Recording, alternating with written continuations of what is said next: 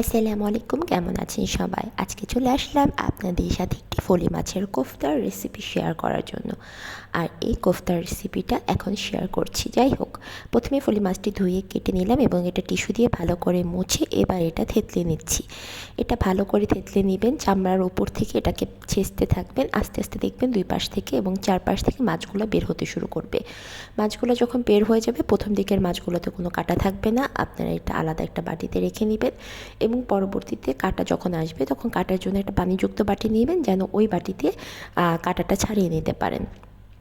এবং সব মাছগুলো যখন বের হয়ে চলে আসবে তখন দেখবেন এভাবে কাঁটাটা আলাদা হয়ে গেছে, কাঁটার মধ্যে আর কোনো মাছ নেই।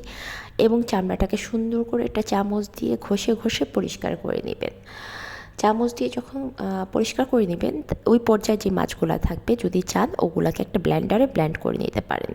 এইবার চামড়াটা পুরো ক্লিন হওয়ার পর এটাকে আমি সাইডে রেখে দিচ্ছি আর মাছের অংশটা নিয়ে নিচ্ছি। এর জন্য আমি পেঁয়াজ মিহি করে কেটে নিয়েছি, সাথে নিয়েছি হলুদ, মরিচ, ধনিয়া, লবণ, আদা রসুনের পেস্ট, কাঁচামরিচ, আর নিয়েছি যদি আপনারা চান ধনেপাতা নিতে পারেন। আমার বাসায় ধনেপাতা ছিল না, তাই নিতে পারেন।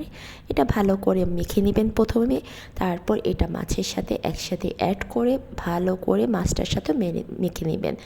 তারপর যেটা করব, এটা চামড়ার এক পাশে বেশ সুন্দর করে বসিয়ে দিব, যেভাবে মাছ থাকে একটু একটু আস্তে আস্তে চেপে চেপে সুন্দর করে বসিয়ে দিব।